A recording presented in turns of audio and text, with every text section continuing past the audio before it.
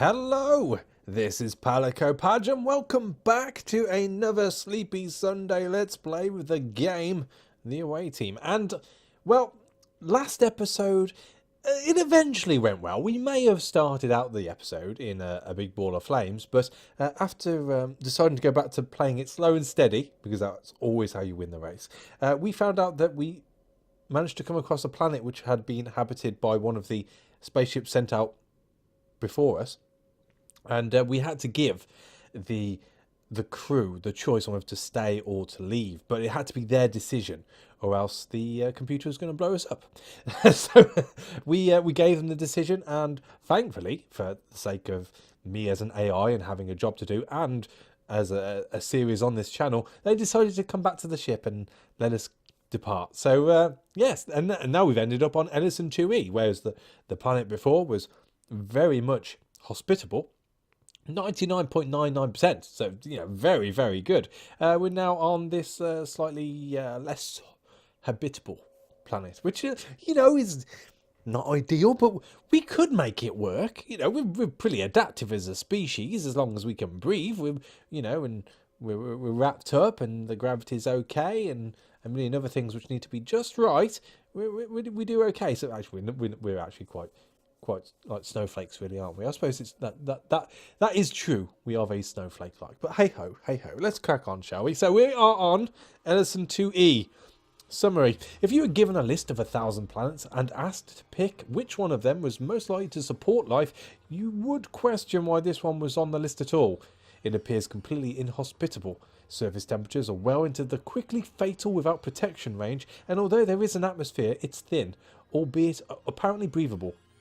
And gravity is about 0.75 g, so it has that going for it at least. And with that, let's get in there. So, as always, we've got to send the leaders in. And our medic and our mechanics. That's the main bits taken up. It's not looking that good now. We'll probably take the soldier, just in case. You never know. I don't think there's any need to take the politician or the farmer. So, they'll do. They will do. So, there's no obvious signs of habitation, no electrical grids or space stations or anything of that sort, and certainly no sign of the typical space junk you'd expect to find in orbit around a human-inhabited planet. You're about to write it off as a mistake when, after the 5th orbit, sensors pick up a faint radio signal from near the equator. The message appears to be in Mandarin Chinese, a language not spoken by any of the crew, although definitely of Earth origin. You send a brief hello in English, and after a short period of time, a presumably male voice replies with the same. You inform the crew, but they're already suited up and prepping the shuttle for launch, so it's only a few minutes later that they decapitate the ship and head for the surface while you manoeuvre into a geostationary orbit. Fortunately, they are all remembered to equip themselves with their portable sensory devices, lenses and earpieces, so you can stay in touch if they desuit. Considering all we've been through, says Fallen Stabler, my suggestion would be that we land in a concealed area so we can observe for a while. Only if we're absolutely sure it's safe should we reveal ourselves. It would definitely make sense to set down a bit further away whatever signal we've detected, says Eric Pritz. That at least gives us the option of either interacting or not. Landing right near the signal forces us to interact. That's very true. So with that being said, it did reply in human though. That's my only thing. But after our little run-in with the AI of the last planet, it's probably safe just to stay a little bit further away. So with that being said, the crew manoeuvres the shuttle to higher ground on a plateau overlooking a settled area full of small structures, numbering perhaps a dozen. From several kilometres away, it's difficult to make out any specific details, although it is close enough to tell that there's not much to see. There's no sign of water or plant life anywhere, and although the atmosphere definitely reads as breathable, the surface temperature is well below freezing, and you advise your crew to keep their helmets on. After a few minutes, a human figure, or at least a humanoid one, emerges from the largest of the dome-like structures and looks around. Unable to immediately see the shuttle, which is well concealed out of sight behind some large rocks, the figure heads back into the dome, then re-emerges with 2 companions. Have we been spotted? Let's watch for a bit longer, I think. The crew keeps behind cover, keeping steady watch over the small settlement in the valley below. Not much happens at all. Some humanoid figures come in and out of several doors, most of them equipped in full atmospheric suits, though noticeably thinner than the crew wears. But one of them wanders about for several minutes without a helmet, with no ill effect. He might have some sort of lung implant or genetic modification to allow increased oxygen intake, says Michael Vennick. They used to do that with some of the Special Forces operatives on Earth, especially the ones who were of a more nautical persuasion. Some of them could hold their breath for almost an hour.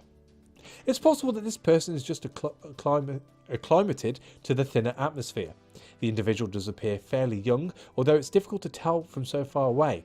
Depending on when this ship arrived and how many generations have been raised here since then, it could be that some sort of natural selection has taken over the course of centuries, with those possessed of stronger lung function tending to survive longer.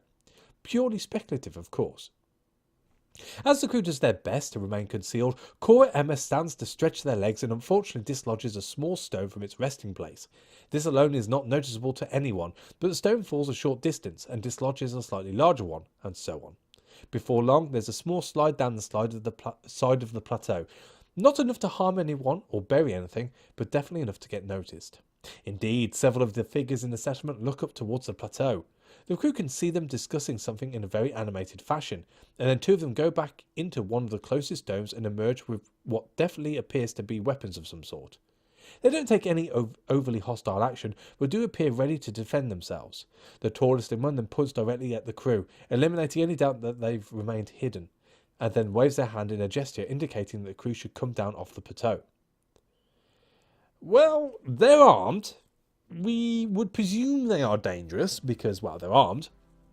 So I think it's best just to try our best. We do have a soldier with us, so there's that going for us, I suppose.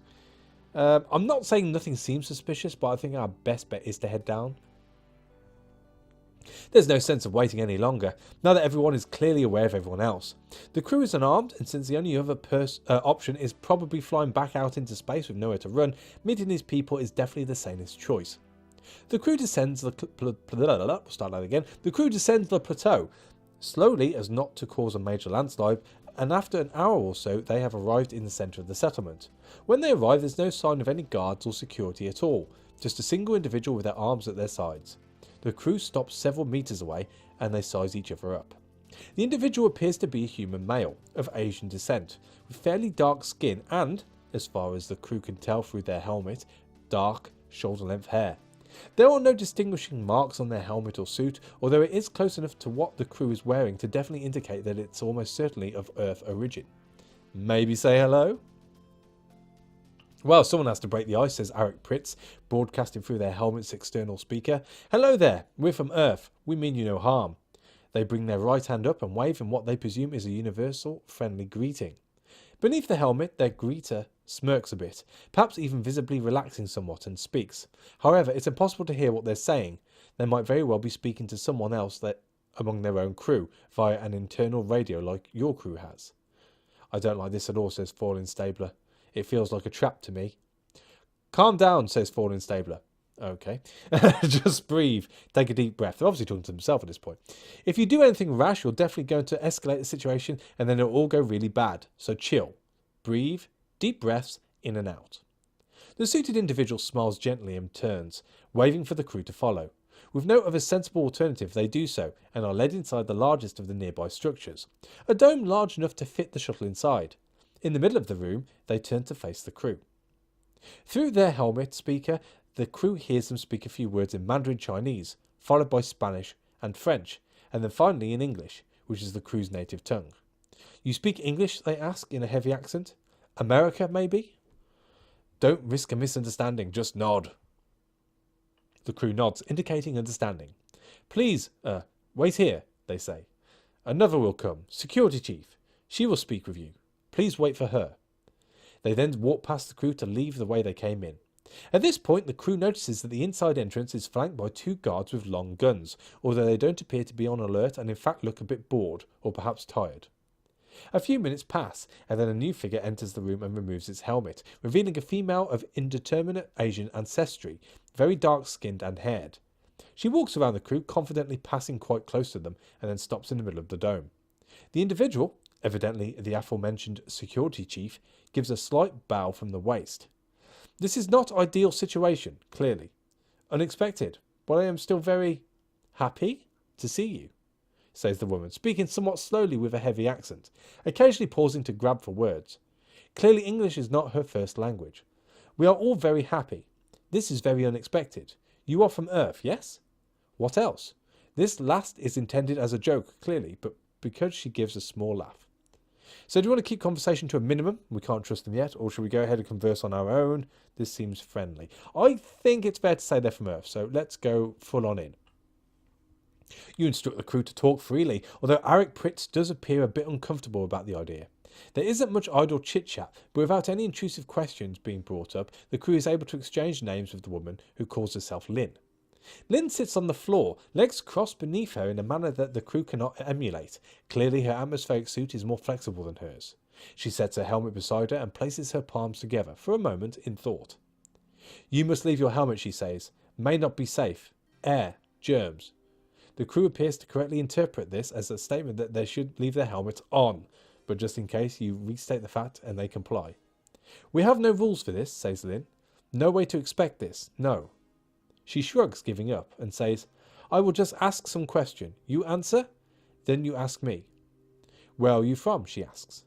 I think we should keep them guessing, says Fallen Stabler. They don't need to know everything. We barely know them.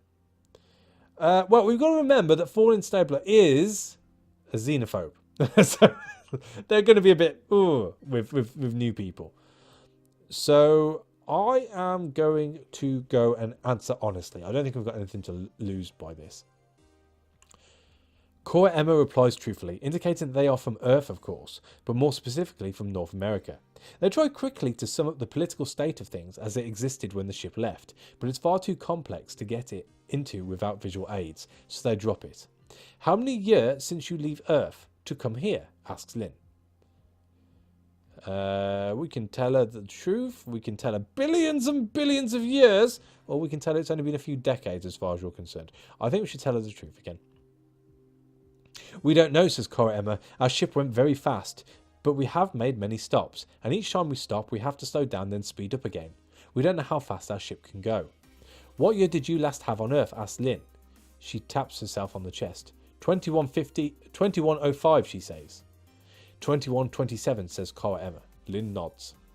The crew spends the better part of an hour with Lynn, catching up and getting a feel for each other's situation. It turns out that Lynn's crew was on the fourth ship to leave Earth, the ship being one of the mid-range size with approximately 5,000 adults in cryo, roughly 55% female and 45% male, along with an unknown number of human embryos. She doesn't seem to understand why your ship could only hold fewer than a dozen crew, but then you don't really understand that yourself. As to when they arrived, she isn't sure, or doesn't want to say, but indicates at least that it's probably been the equivalent of about 200 Earth years that they've spent here on the planet, which they have called Jichu. Her ship was a relatively slow craft, and they estimated that about 4 or 5 billion years have passed on Earth, but she doesn't quite understand how they got here first, since your ship was clearly designed to be much faster. She answers a few questions about Jichu itself, although she does not know anything too detailed. She mostly confirms what is already obvious, that the surface, while survivable, is not really inhabitable, and that most of them live beneath the surface where it is warmer, and food can be grown. There are no animals besides humans on the planet. Everyone subsists on a wholly vegetarian diet.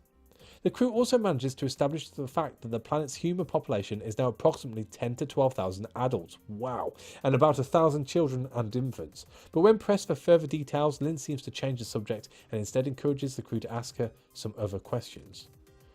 So we can ask her where she learned English. I'm presuming that's going to be from the AI, so I'm not going to bother asking that. Ask if they've been to other planets before this one, and ask what happened to their ship, where is it? I think they've converted the ship to down underneath the planet, so I'm not going to worry about that. Let's ask where else they've been to. They might be able to point to a better planet. Lynn shakes her head and explains that the crew simply woke up here. If the ship itself had stopped anywhere else along the way, they are unaware of it. She seems especially interested in hearing about the existence of the Earth-like planet, and especially how one of the stops along your way had 2 sets of coordinates, including this other planet and their own Jichu. She has no idea who or what left either set of directions, but indicates that perhaps someone else in the settlement might know. Right, so we're back to our normal questions from before. Let's ask them where their ship is next. We'll probably need to have to talk to the ship's AI if it's still available. Lynn looks a bit uncomfortable, but nods. This is an understandable question. Our ship is still in orbit, but decaying? Decaying. Maybe 15 more years here, it will burn up. As they continue to talk, you run some scans on the system and soon spot their ship, an immense thing easily 100 times larger than yours. You send a hail, but get no response from their AI. Lynn goes on to mention that, like every other ship, theirs was not designed to land. It was also not equipped with any sort of reusable shuttle. Everyone and everything in storage on the ship was podded out when the ship arrived at a habitable planet, and about half survived to establish a settlement with robotic assistance. So let's ask about the AI, I guess. Lynn looks grim, troubled perhaps. Our AI is dead, is all she will say on the matter. Pressed further, she just shakes her head and says she doesn't know anymore. As long as she's been alive, the AI has been dead. It's given us a chance to press. Let's press again, I guess. At your insistence, Cora Emma asks about the AI again, more insistently. I do not know, she insists. It was dead before I was born. I do not know any more. Please wait here, she says. I will return, and then I will take you to meet others. She bows again, puts on her helmet, then walks around the crew and out of the dome, followed by the two guards. The crew is alone in the room. For the moment excuse me. The crew is alone in the room for the moment. As they watch her leave, Cora Emma can't help but notice that one of the guards has apparently accidentally left behind a long duffel bag of some sort. Ooh, did we let curiosity get the better of us? Yeah, let's do it. Why not? Look inside. Cora Emma quickly runs over and looks at the bag, which is made of some unidentifiable but sturdy material. It is tied shut with several loose bows, secure enough to keep things inside when slung over her shoulder, but loose enough for a quick access when tugged on. Cora Emma is able to sneak a look inside the bag without untying any of the fastenings, however. It's full of guns, they say. Why do they have so many weapons? Asked Falling Stabler. Our ship had none. They have like hundreds. I don't trust them. I say we even the odds now. Well, they've left them in here, so they're obviously trusting in us, so I'm not going to touch the guns. We're going to leave the guns alone. You instruct the crew under no uncertain terms to not go anywhere near those weapons. Lynn enters the room alone after a few minutes, looking down at the discarded bag out of the corner of her eye. Seeing that it is not tampered with, she gives a small smile. Please, come with me now, she says. We must go below to meet others. Below, before you meet others, we must go through medical scans, says Lynn, leading the crew across the courtyard in the centre of the cluster of buildings. Besides her and the crew, there is not a single living thing in sight. We must be sure you are not sick. We have been many places, or you have been many places. That's very true. We've been around a bit. We've got probably all nasty diseases. In fact, have we even taken our helmets off? I don't even think we've taken our helmets off.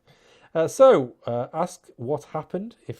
If you refuse or go along with it, it's fine. It makes perfect sense. I think that is probably the safer one to go for. Do we really want to push our luck and ask what happens if we refuse? I presume they just won't let us down. It's probably best not to sort of push that. So let's just go along with it.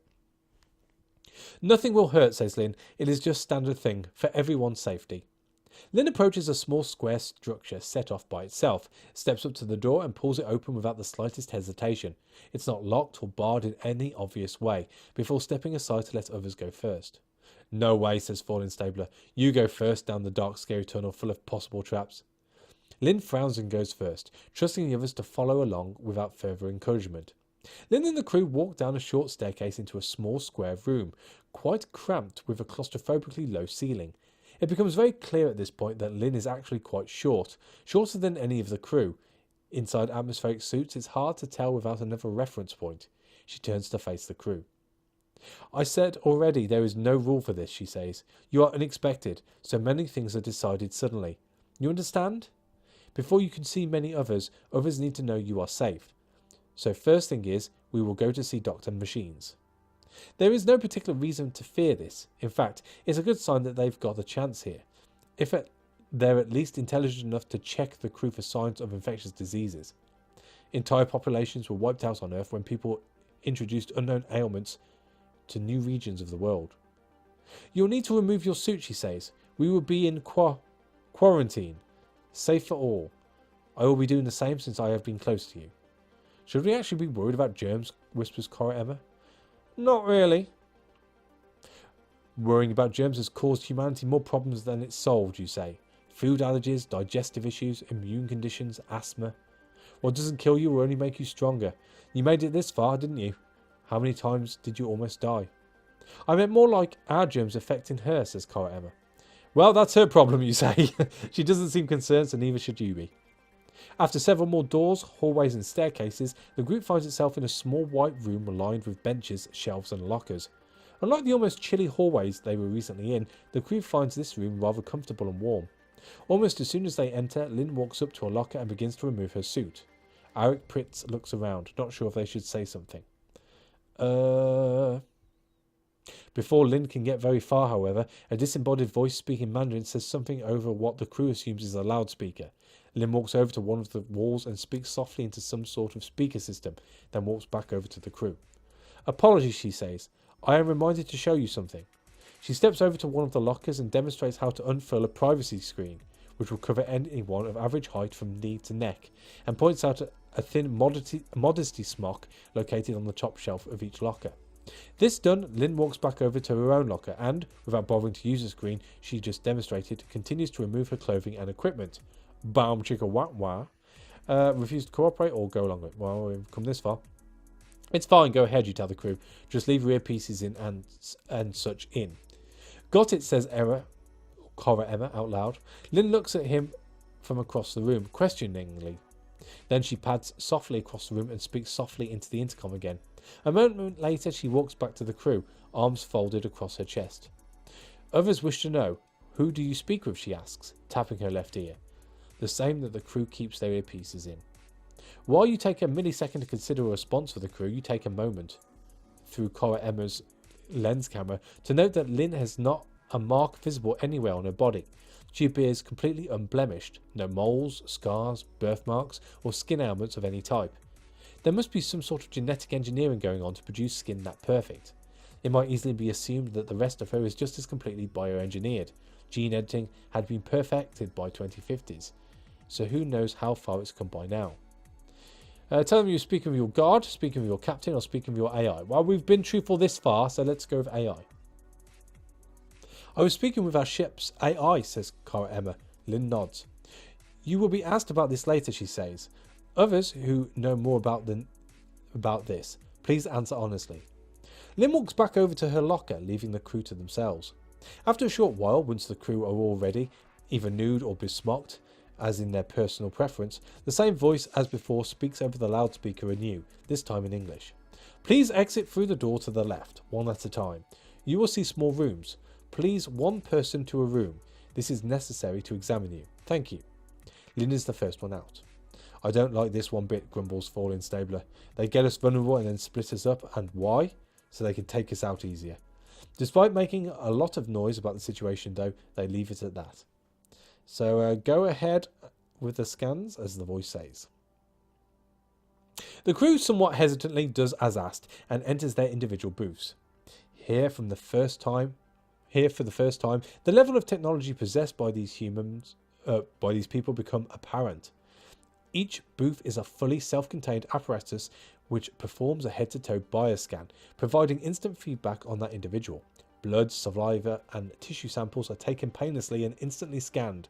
Samples of other fluids are respectfully requested and provided by the crew in as modest a means as possible. You encourage them to go along with everything since none of it seems any more invasive than an annual physical exam. Arik's scan includes some additional neurological tests which he watches with some fascination. It's not often you get to see inside your own head in real time. Okay. Michael's scan takes a bit longer than the rest as some additional tests are run. This system takes a particular interest in his empathy chip, capturing some extra images of it. Cora's scan focuses on her lower spine and nervous system, along with the injured musculature in her legs. She reads all the data with interest as it appears on screens before her. Fallen's scan pays particular attention to her neural networking systems and other neurological components. Several additional scans are bypassed when it appears that her patience is wearing thin. Looks like things are wrapping up. After about half an hour, however, the testing is complete and the crew is released back into the locker room area where they are allowed to collect their things and dress. There's no particular need to don their atmospheric suits again, so they leave those where they are. Michael Rennick notices that their clothing is not quite how they left it, and upon closer inspection it's clear that all the crew's belongings have been manipulated somehow, perhaps cleaned, or scanned just like the crew was. Nothing seems to have been added or removed, however, so it doesn't seem worth making a fuss about. After a short while, Lynn comes back into the room, dressed in a different outfit. There is a room near to here. We wait there for our results, she says. No need to worry. If anything bad was found, we would know already. Lynn leads the crew back out of the locker room and down a previously unnoticed corridor, at the end of which is a large room containing a table and 24 wheeled chairs. The floor and ceiling are a peculiar shade of matte silver with the faintest hint of blue that seems to shift before the crew's eyes. The walls are mirrored, although you have no doubt that those are only one-way mirrors. After sitting in a random chair, Lynn invites the crew to sit as well, which they do. As we wait, she says, I have a question for you. Please be honest. Truth is necessary. I would like for you to stay, but we must be sure. Then they can decide. I must ask, if you stay here with us, will you do what you are told? Well, what exactly is that supposed to mean? Cora Emma asks the question almost before you suggest they do. What do you mean, do as we're told? That sounds rather ominous. Lynn shakes her head. Nothing bad, but you understand. This is not Earth. Life is not the same. Everyone here has purpose, a task. We all work to survive. You all seem to not have structure. She does go on to explain that you've already assumed from various sensor readings and simply observing the way this settlement is set up. Jichu is not an ideal planet for human habitation. It's survivable, but it's nothing like Earth. There are no other apparent life forms. The atmosphere is thin, the climate is cold and unforgiving. Life is very hard, and it takes a lot of work simply to survive. In short, Lynn explains, this is not a society of leisure, as Earth was after the first half or so of the 21st century. Anyone who lives here has to pull their own weight. Anyone simply trying to lean on others is a burden to all. Well, I suppose we should ask about the children. I would presume that this is going to be like a Logan's Run situation, and when you outlive your use, you are gotten rid of in some form. And we don't need to know that right now, so let's ask about the children. Cora Emma parrots the question. Children do not work, they learn, says Lynn. When they become adult, then they work like others. What about play? Asks Cora Emma. Lynn doesn't seem to understand the concept immediately. Children always practice, she says. Blocks to build with, reading, planning. It doesn't sound like there's really any concept of recreation in this society. When she gets done explaining, everything is either work or practicing for work, or learning to work. It doesn't sound as if the entire colony is on the verge of collapse or anything, but it also doesn't sound like it's a picnic. So, ask if their children are born, or ask if their children are grown in vats. Let's ask if they're born. Cora Emma asks out loud. Cora Emma seems a bit uncomfortable asking the question, but eventually manages. How do you make new babies? The normal way? Lynn's eyes widen a bit as she cocks her head quizzically, as if astonished that the question is being asked. Normal? She asks. Yes, says Cora, like with, a man and a woman having a baby. Lynn looks confused, but before she can answer, there's a tapping sound on the door. She excuses herself and exits the room for a moment, then peeks back inside to say, Please wait here for Dr. Wei. He will speak with you now. Then ducks back out again. Before the door shuts, the crew catches a glimpse of at least 2 men in the hallway wearing outfits identical to hers. The crew mutters quietly, having been left alone for the time being. You're pretty sure there are at least 2 or 3 people on the other side of those one-way mirrors, keeping watch, but there's really nothing to be done about that. After several minutes, the door opens and a human male walks in, someone the crew has not seen before. They're taller than Lynn was, with skin a few shades lighter, and a bald head. They look to be fairly old, perhaps 70 Earth years or so, although they are in fine physical condition, so it's difficult to tell. Like Lynn, their skin is baby smooth and flawless. The bioengineering here is amazing. Meesballs. They sit in the same chair Lynn did, and folds their hands on the table in front of them. Nin Hao, hello, my name is Wei, he says, with the same subtlety. Subtlety? The same subtly hesitant English as Lynn spoke. That's what I was meant to say. I am elder scientist for Jichu, doctor, biologist. I must talk to you about your tests. The crew looks mildly nervous. By standard measure, says Wei, you all fail. Not fitting for our society. Computer result is negative for all, so we must... You planning to execute us? Asked Fallen Stabler. We're not going to just let that happen. Wei looks quite stressed and unsure how to continue. Let me go back, he says. Too earlier when we arrive here on this planet. Yes, I think we need to hear this. Wei explains that when they arrived, their AI piloted ship did what it could to assist them in surviving in the harsh environment. After making sure they reached the surface and awoke from cryosleep in a somewhat safe environment, it continued to offer advice in helping them thrive, at least for a time. Over many years, says Wei, our AI became bad. We could not understand. It gave bad advice, tried to say what we must do to survive, bad things. The AI, it seems, had encouraged the crew heavily weighted in favour of scientists and technicians to focus their efforts in areas involving medicine, genetic manipulation, prenatal screening, that's one sentence. Genetic manipulation, prenatal screening. Implementing policies where all new citizens were born and raised in special incubation tubes rather than forcing anyone to engage in what it's deemed risky behaviour.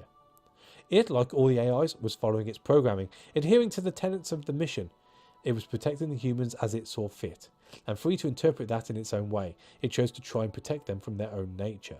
No boom chaka wawa. No, horizontal shuffle. This is ridiculous. But they ignored it, so they killed it. I'm going to say so they killed it. You killed it, says Cora Emma. Wei nods. Only way, he says. It wanted to make us safe from risk, but it was biggest risk, so we remove that risk. Ship still orbit, but it is dead now. So we can ask what this is to do with us, tell him to get to the point already, and now he wants to remove the crew too. Let's ask what it has to do with us. Cora Emma asks. We have lived here on Jichu for many years, says Wei. Centuries in Earth time. No evolution, not long enough. But science, medicine, these have made us stronger. Or better, should I say. Children now, all very healthy, very smart, very capable. Society grows, slowly, but it grows. For this to be a new home, a new Earth, healthy, strong, smart. These are most important. This is what AI wanted. Your tests, they say you're not fitting. But, he says, holding up a hand as the crew begins to squirm, Jichu is not a good home for humans, he says. It is a start, a base. It is in many ways like a ship, just bigger. We are a crew. We must work together. Must trust each other. That is what matters, he says. Not health or intelligence or being strong. Trust. Jichu is not our goal, not a home. It is a step to a goal. Everyone together must agree on the goal. You have not shown trust, says Wei. You do not trust us. We do not trust you. It would take much time to learn to trust. We do not believe it will be possible. We do not want to make Jichu home, he adds in closing. We think you should leave. Sorry, we do not want you to make Jichu home, he adds in closing. We think you should leave. You will be better somewhere else. Fine then, let's just go, or try and convince them that they're wrong. It doesn't sound very fun here. That's what I'm taking out of this. I don't think it's best for us to stay, because we can carry on, and then we can always come back for them with our ship, I suppose, once we find an appropriate place to dock in. So let's just go. It's disappointing after coming all this way, but considering the circumstances, there's not much to be done for it. If the crew were to stay despite being asked to leave, they'd probably suffer a worse fate than what might be in store for them elsewhere. I agree. Fine, let's just go. The crew is completely shut down and there is no further argument to be made. They are leaving, whether of their own will or at gunpoint. As a token effort, the planet's citizens do agree to provide the crew with enough food and fuel to make another jump, but after this they demand that the crew vacate immediately. They cannot risk any sort of instability in their fragile society. You can imagine that if you were their AI providing advice to them, that you might very well make the same call. The crew shuttles back to the ship and dejectedly asks where you're off to next. You're hard pressed to think of options from here that won't end in their certain demise. So I have no idea, or I have some place in mind. Do we lie to them? they've got to be feeling pretty crappy after that. So we probably are best to lie to them. There's one more set of coordinates we can visit from here, you lie. Everyone strap in and let's do this. The crew seems hopeful as they climb into their cargo pod or cryopods and slip into suspension for the journey ahead. If nothing else, there's that. They had hope in the end. On the off chance that something fortunate might occur, you pick a random star and make a jump for the system. But when you drop out of light, speed and scan, there's nothing to be found, and no more fuel to make another jump. Waking the crew now would be inhumane and pointless, serving only to give them a few more weeks of starvation before a terrifying end. You let them sleep for a few thousand years as you drift, and then, as the ship begins to run low on power and the cryo system is in danger of failing, you give them a decent end. You wonder if they dreamed during their final slumber. Then you join them. Mission failed. Well, there we go. It was, well, it was a bit rubbish, really, wasn't it? They slept. They fell into an eternal slumber. I like to think that they had the painless way out. But going back on it, the only other thing which could have happened was forcing them to be introduced into that one set of society and them not fitting in and then something happening to them. I don't like to think it was my selfishness which caused them to die because of that first run-in with the perfect supposedly planet. But ultimately, they might have done better there. But you've got to go with the decision you make at the time. And I didn't like the way the AI was pushing.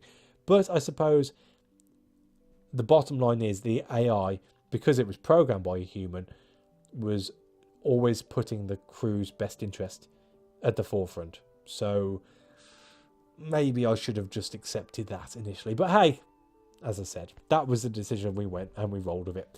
So there we go. That would appear to be the end of the away team Sleepy Sunday Let's Play. It's an interesting game. It is a slow game, but it is one which I've enjoyed. It does take me back to those Choose Your Own Adventure books, which I used to borrow from the library as a child. And hopefully this has reignited the flame of possibly picking up the many games which appear to be like this out there, which have come to the forefront over the past couple of years. I think this is something which I will continue to do, not with this game, this is it as far as this playthrough is concerned, but I think that there are other games out there which we will try and explore as a once in 7 days sort of cycle.